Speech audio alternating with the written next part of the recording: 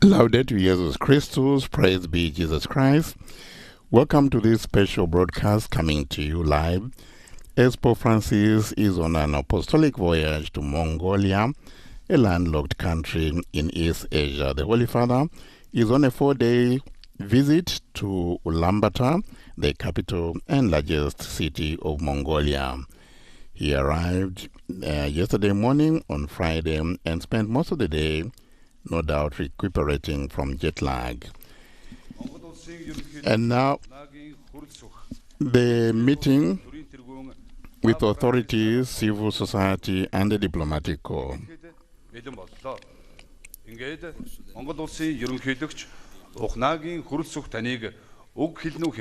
Pope Francis, ambassadors, and representatives of the diplomatic missions accredited to Mongolia, distinguished guests.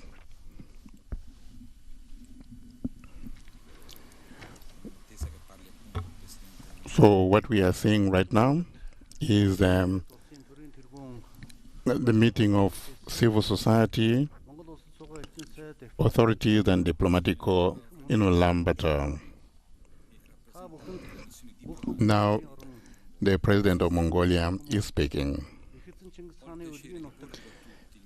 I extend to all of you my heartfelt greetings on this historic day when Pope Francis is paying the first ever state visit to our beautiful country, land of eternal blue sky, the sacred heart of the Mongol Empire, the birthplace of Genghis Khan, man of the millennium. This state visit has a historical prominence in that it is being held on the occasion of the 860th anniversary of Genghis Khan and the 30th anniversary of the establishment of diplomatic relations between Mongolia and the Holy See. The relations between Mongolia and the Holy See have a history originating from the era of Great Mongol Empire founded by Genghis Khan. 8 centuries ago, in 1246, Friar Plano Karpin, the envoy of Pope Innocent XIV, arrived in Karakum, the capital of the Great Mongol Empire, and presented the Pope's message to Guyu Khan, great son of Genghis Khan, that instituted the foundation of historical ties between our countries. It should be acknowledged that the Archbishop Plano Karpini was the first ever European envoy to enter the court of the Great Mongol Empire to establish official relations. At that time, Archbishop Plano Karpini had the great occasion to be invited to the coronation of Guyu Khan as the guest of honor. His narrative history of Mongolians, based on memoirs of his journey bestowed to the world, was the historical piece of the Mongolian history and culture, which introduced to the Western world and is still precious source in the historical study of Mongolia and Eurasia of the Middle Ages. It is indeed a chronologically fortunate occasion for Pope Francis of the Holy See to visit Mongolia, the sacred heart of the Mongol Empire, precisely 777 years since Plano Karpini journeyed to Mongolia. Ties between the two countries had been further sustained with the exchange of envoys and letters of the second Mongol ruler Khan Abaga to Pope Gregorio X in 1274, also Pope Nicholas III to Kulibal Khan in 1278, Khan Argun to Pope Honorius IV in 1285, Pope Nicholas IV to Khan Argun in 1288-1289. Then again Khan Argun to Pope Nicholas IV in 1290, further still Khan Gazan to Pope Boniface VII in 1302. These communications remain historical heritage of our relations. Our two countries have been observing the 31st anniversary of diplomatic relations and continuous humanitarian collaboration in the areas of culture, education, and science. As our relations have flourished, I extend our paramount appreciation to Pope Francis for his first ever state visit to Mongolia. Esteemed guests, Genghis Khan and his successors, ancestors of the Mongolians, instituted the Great Mongol Empire. They established Pax Mongolica by unifying all the Mongol tribes, ending conflict that had lasted centuries and were a prerequisite for peaceful coexistence and harmony among nations and people of Asia and Europe, developing science and education and fostering prosperity. World notorious scholars and international organizations recognize the significant contribution of Mongolia to world history and the invaluable heritage inherited from humanity that Pax Mongolica entailed many nations to respect and cherish their values and identities mutually. Peaceful coexistence of each civilization to flourish postal, transport, diplomatic relations, economic and trade, as well as science, culture, tolerance of religious freedoms, and seasoned principles of the rule of law. The state principles to respect statehood, prosper peace and harmony and unity, inherited from Genghis Khan, have been relayed through many centuries, and Mongolia stands for maintenance and strengthening of global and regional peace and security. It is pursuing a peace-loving, open, independent, and multiple-pillared foreign policy, with a view to peacefully contributing to the international community's effort in addressing regional and global security challenges. Mongolia has been offering its initiatives and actively engaging in our immediate and with other neighbors. Mongolia has contributed to noble endeavors in ensuring global peace and security and respectably fulfilling its commitments in the international community, with sending over 20,000 peacekeepers to 15 UN peacekeeping operations in some of the most precarious places in the world for the last 20 years. Mongolia have ancient traditions to respect spiritual freedoms and pluralism. Since the era of Genghis Khan and the Great Mongol Empire, once in the capital Karakum, Buddhists, Christians, and Islamic 12 holy places coexisted in harmony, and Mongol kings and statesmen had a deep respect for each religion, and every church and temple had the privilege to be exempted from state taxes. Principles to respect spiritual freedom and belief have been bequeathed to us and preserved in the Constitution of Mongolia. Since ancient time, we Mongolians with nomadic heritage have been preserving and treasuring Mother Earth and nature to extend it for future generations. Climate change, famine, food security and supply, which Pope Francis is concerned about, are entirely consistent with our national movements of 1 billion trees, food revolution, and health Mongolia. Thus, Mongolia will stand with the Holy See to protect the environment, food security, underpinning humanity and sustainable development. Pope Francis, your state visit to Mongolia will inaugurate a new page in the history of our countries and make a historic contribution to further strengthen our relations and cooperation, which will be engraved in golden letters. On behalf of the people of Mongolia, I extend Pope Francis and all the people of the world my best wishes for good health, happiness, and well-being. Under the auspice of the eternal blue sky, may humanity be in lasting harmony. So, Pope Francis, on a visit to Mongolia, and now the President concluding his statement, his speech to Pope Francis.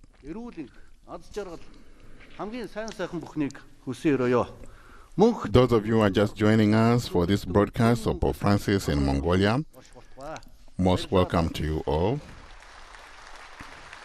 Earlier on, Pope Francis visited with the president in a courtesy call, and now Pope Francis will also address the gathering of authorities, civil society, and diplomatic corps here in Ulaanbaatar.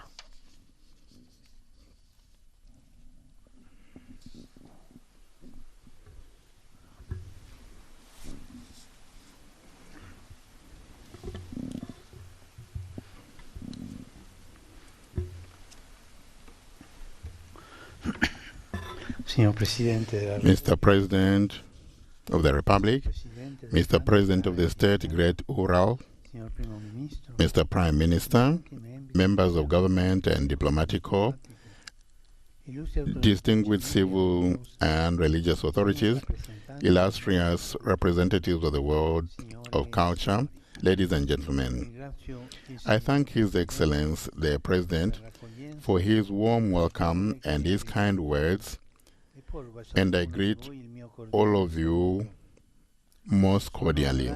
I greet you.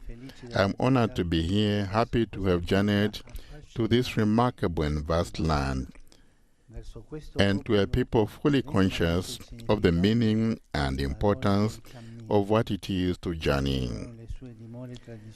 We see this in your traditional dwelling, the Ger, fine traveling homes. I would like to imagine myself entering for the first time, with great respect and anticipation, one of these secular tents that dot the majestic Mongolian lands in order to meet you and become better acquainted with you. So here I am standing at the door, a pilgrim of friendship who comes to you quietly with joyful heart and a desire to find myself humanly enriched in your presence. When we enter the home of friends, it is good custom to exchange gifts and to think back on our earlier meetings. Modern diplomatic relations between Mongolia and the Holy See are recent. This year marks the 30th anniversary of the signature of a letter consolidating bilateral relations. Yet much earlier in time, exactly 777 years ago, and specifically between the end of August and the beginning of September in the year 1246, Friar John of Plana de Carpine, an envoy of the Pope, visited Guyuk, the third Mongol emperor, and presented to the Grand Khan an official missive from Pope Innocent IV. Shortly thereafter, a letter of response bearing the seal of the Grand Khan in traditional Mongol letters was written and translated in various languages. That letter is preserved in the Vatican Library, and today I am honored to present you with an authenticated copy executed with the most advanced techniques in order to ensure the highest quality possible. May it be the sign of an ancient friendship that is growing and being renewed. I have been told that at daybreak, the children in your countrysides stand at the door of the Ger and look into the distance to count the heads of cattle, and then report the number to the parents. We too benefit from gazing towards the vast horizons everywhere around us, abandoning short-sighted perspectives for a broader global vision. That is the lesson of the Ger. Born of the nomadic life in the steppes, they spread over a vast territory and become a distinctive feature of various neighborhood cultures. Mongolia's immense territory stretches from the global desert to the steppe, from the Great Plains to the pine forest and the mountain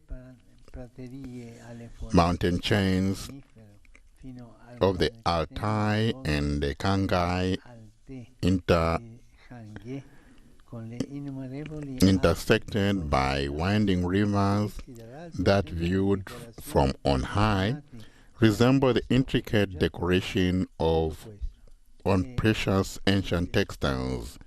Your lands mirror the grandeur and the beauty of the entire earth, which is meant to be an attractive and inviting garden.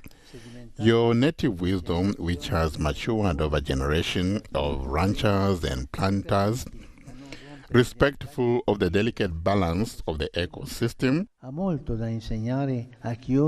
speaks eloquently of those who, in our own day, reject the pursuit of myopic particular interests and wish instead to pass on to the future generations lands that remain welcoming and fruitful.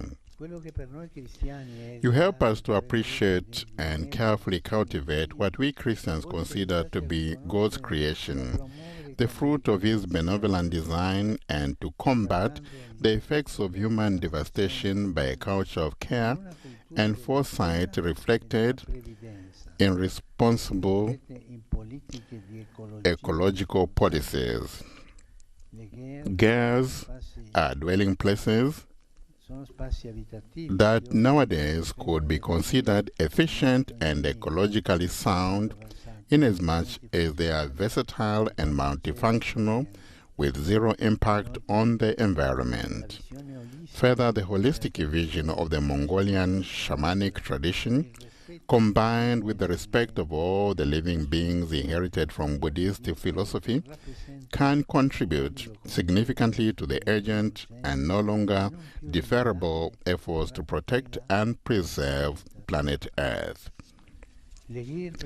Girls present in both rural and urbanized areas likewise testify to the precious marriage of tradition and modernity. For the joint lives of old and young, and thus witness to the continuity of the Mongolian people. From ancient times to the present, this people has preserved its roots while opening, especially in recent decades, to the great global challenges of development and democracy. Mongolia today, with its broad network of diplomatic relations, its active membership in the United Nations, its efforts to promote human rights and peace, plays a significant role in the heart of the great Asian continent and on the international scene. I'd also like to mention your determination to halt nuclear proliferation and to present yourselves before the world as a country free of nuclear weapons. Mongolia is a democratic nation that pursues a peaceful foreign policy, but also proposes to play an important role on behalf of world peace. It is significant too that correctly, capital punishment no longer appears in your judicial system. Thanks to their adaptability to climate extremes, girls make it possible to live in various diverse settings. This was the case during the epic times of the Mongolian Empire. With this vast territorial expansion, moreover, I have come to Mongolia as you are making an anniversary that is important for you. 860 years since the birth of Genghis Khan. The fact that the empire could embrace such distant and varied lands over the centuries bears witness to the remarkable ability of your ancestors to acknowledge the outstanding qualities of peoples present in its immense territory and to put those qualities at the service of common development. This model should be valued and reproposed in our modern day.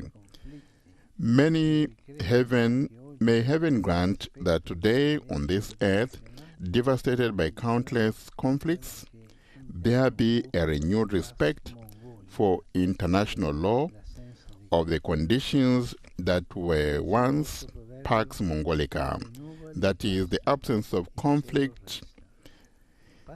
In the words of your proverbs, the clouds pass away, but the sky remains. May the dark clouds of war be dispelled, swept away by the firm desire of the universal fraternity wherein tensions are resolved through encounter and dialogue, and the fundamental rights of all people are guaranteed. Here in this country, so rich in history and open to the sky, let us implore this gift from on high, and together let us strive to build a future of peace. Upon entering a traditional gear, our gaze is directed upwards to the highest central point, where there is a round window, a window that allows light to enter and the sky to be admired. I would like to emphasize the importance of this fundamental attitude that your tradition helps us to appreciate, the ability to keep our eyes fixed on high, raising our eyes to heaven. The eternal blue sky that you have always venerated means persevering in an attitude of docile openness to religious teachings. A profound spiritual sensitivity belongs to the very fiber of your cultural identity, and it is proper that Mongolia should be a symbol of religious freedom. In the contemplation of boundless and sparsely settled horizon, your people have developed a refined spiritual sense, born of nurturing silence and interiority. The solemn grandeur of the countless natural phenomena that surrounds you has given rise to a sense of wonder, which instills simplicity and frugality or preference for the essential, which instills simplicity and frugality, preference for the essential, and the capacity to detach from what is not. Here I think of the threat representing the consumeristic spirit that nowadays is addition to creating great injustices, leads to individualistic mindset that cares little for others and for social established traditions. When religions remain grounded in their original spiritual patrimony and are not corrupted by sectarian deviations, they prove to be trustworthy supports in the construction of healthy and prosperous societies in which believers work to ensure that peaceful coexistence and political foresight are placed increasingly at the service of the common good. At the same time, they also represent a safeguard against insidious threats of corruption, which effectively represent a serious menace to the development of any human community. Corruption is the fruit of the utilitarian and unscrupulous mentality that has impoverished whole countries. It is a sign of vision that fails.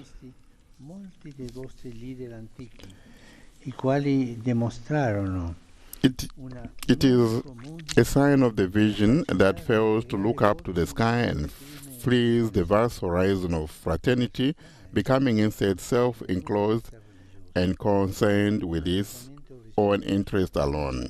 In contrast, many of your ancient leaders taught you to keep your gaze fixed on high and on vastness of the landscape. They demonstrated an uncommon ability to integrate different voices, experiences, also from the religious point of view. A respectful and conciliatory attitude was shown with regard to the various sacred traditions as it witnessed by the different places of worship, include one Christian site preserved by the ancient capital in Karakum. As a result, it was almost natural that you arrived at the freedom of thought and of religion now enshrined in your constitution. Having left behind without bloodshed the atheist ideology that thought it could eliminate religion, deeming it a hindrance to development, you have come to acknowledge and respect the fundamental importance of harmonious cooperation between believers of different faiths, each of whom, from his own or her own particular point of view, contributes to the moral and spiritual advancements of people. In this regard, the Mongolian Catholic community is happy to continue making its proper contribution. It was, in fact, a year that a little more than 30 years ago, the Catholic community began to celebrate its faith, and the present cathedral located in this great city is reminiscent of the shape of a gear. These are the signs of the Catholic community's desire to share its life and work in a spirit of responsible and fraternal service with the Mongolian people, which is also its own people. For this reason, I'm pleased that this community, however small and discreet, shares with enthusiasm and commitment the country's process of growth by spreading the culture of solidarity, universal respect, and interreligious dialogue, and by working for justice and peace and social harmony.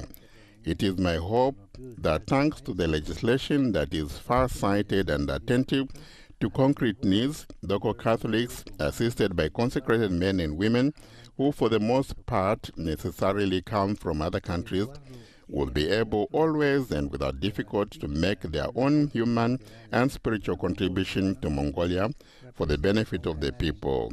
The negotiations presently taking place for the stipulation of the bilateral agreement between Mongolia and the Holy See represent an important means for the attainment of those conditions essential for the pursuit of the ordinary activities in which the Catholic Church is engaged. In addition to the specific religious aspects of worship, these include the numerous initiatives of the service of integral human development carried out not least in the areas of education, healthcare, social assistance, research, and cultural advancement. These initiatives bear witness to the humble, fraternal, and solidarity spirit of the gospel of Jesus, the one path that Catholics are called to follow in the journey that they share with all the people of the earth. The motto chosen for this journey, Hoping Together, expresses well the innate potential for the journey we are making together in the spirit of mutual respect and cooperation in pursuit of the common good. The Catholic Church is an ancient institution present in almost every country of the world, embodies a noble and fruitful spiritual tradition that has contributed to the development of entire nations in the numerous fields of human activity, from the sciences to literature, from the arts of political and social life. I am certain that Mongolian Catholics will continue to offer readily their proper contribution to building a prosperous and secure society in dialogue and cooperation with all others who dwell in this great land kissed by the sky. Be like the sky. In these words, a famous poet encouraged us to raise above the transience of the earth events, to imitate the breath of the Spirit, symbolized by the immense clear blue sky that we contemplate in Mongolia. Today, as pilgrims and guests in this country that has so much to offer to the world, We too want to accept that invitation and translate it into concrete signs of compassion, dialogue, and shared vision for the future. May the various components of Mongolian society, so well represented here, continue to offer to the world the beauty and the nobility of these unique people. In this way, like your traditional vertical script, may you remain ever upright in your efforts to relieve the great human suffering all around you, reminding everyone of the dignity of each human being called to dwell in the earthly home by embracing the sky. Bella. Thank you.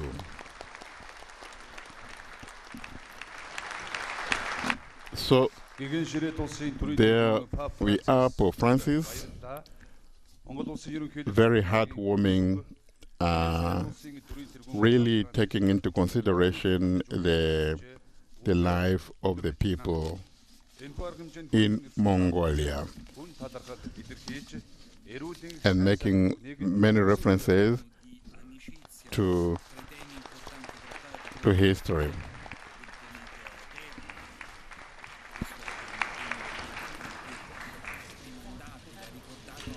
So Pope Francis also speaking about Mongolia and its role in society, religious freedom, as well as tolerance. Speaking also about the Pax Mongolica, the absence of conflict, which has characterized this country over history. Pope Francis also said that Mongolia is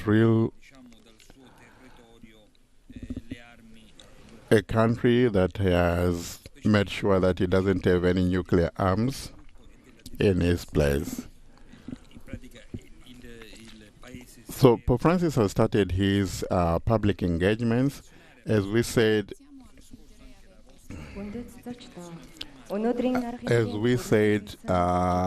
at the beginning, that the Holy Father arrived in Mongolia on Friday, and he rested most of Friday, and today he has begun his public engagements. This brings us to the end of Pope Francis's meeting with authorities, civil societies, and members of the diplomatic corps in Ulaanbaatar, Mongolia. I'm Father Paul Samasumo, and we leave you with these pictures as Pope Francis is leaving the stage in Ikemogu room within the Presidential State House. Remember to join us today at 16 hours local Mongolia time, which will be 10 hours this morning in Rome. Pope Francis will be meeting bishops, priests, and missionaries, and some lay leaders. We were reminded by Pope Francis that his main goal is to encourage this tiny Mongolian Catholic community, but also to make sure that Catholics feel connected to the Universal Church during this visit. On behalf of Vatican Media, thank you to all who have made this transmission possible. You can look up our website. And also, let me just give a special thanks to our partner stations of Catholic TV, Luminous Radio, India, Atma Darshan TV, India, Catholic Faith Network, Shalom World Television Network, USA, Shalom TV, India, Sunday TV, Sunday Shalom, Uganda Catholic Televisions, and UWTN Television, Salt and Light TV. Thank you, everyone. Enjoy the rest of your day. Praise be Jesus. Laudetur Jesus Christus. We thank you for coming today. We would like to kindly remind you to leave your translation devices. We would like to ask you to make sure to take your belongings with you. Thank you very much.